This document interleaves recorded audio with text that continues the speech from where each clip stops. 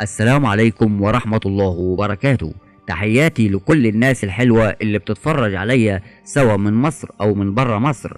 بجد بشكركم من قلبي على دعمكم ومتابعتكم ووجودكم معايا، شرف كبير ليا. والسلام عليكم مرة ثانية يا أجمل وأحلى متابعين في الدنيا.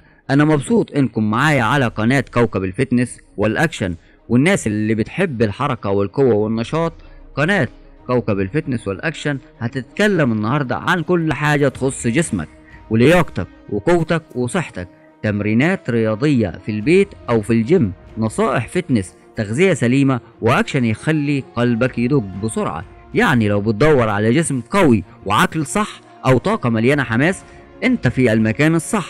معايا هتتعلم ازاي نتحرك صح، نتمرن صح، وهنعيش صح. هنشوف تحديات، فيديوهات اكشن، تمرينات ما بتخلصش على قناة كوكب الفتنس والاكشن.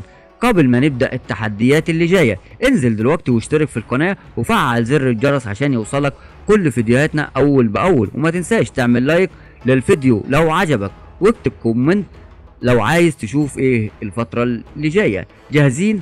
يلا بينا نبدأ المشوار ونخلي جسمنا مكنة قوة.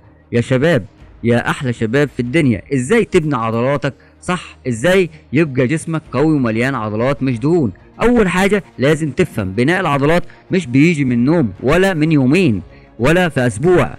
الموضوع عايز نظام وصبر واستمرارية. يعني نبدأ منين؟ التمرين الصح، لازم تلعب مقاومة زي الحديد او وزن الجسم وتشتغل على كل عضلاتك. ما تركزش على عضلة الباي والتراي بس، لا، جسمك كله محتاج يشتغل، صدر وظهرك ورجليك وكل عضلات جسمك، كل حاجة.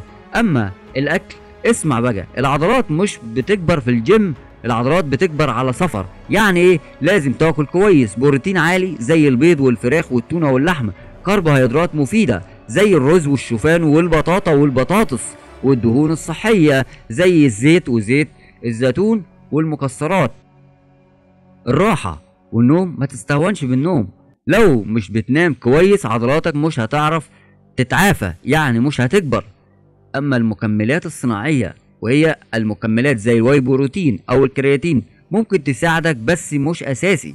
ابدأ طبيعي، ولما تظبط اكلك وتمرينك ساعتها فكر فيها. الخلاصة، بناء العضلات مش سحر، هو تعب، هو التزام، بس النتيجة تستاهل. هتحس بقوة، بثقة، بشكل أحلى، وده بأثر على كل حاجات في حياتك.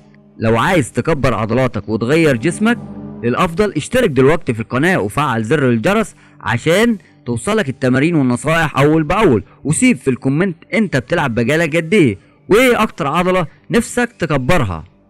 وشكرا، والسلام عليكم ورحمة الله وبركاته.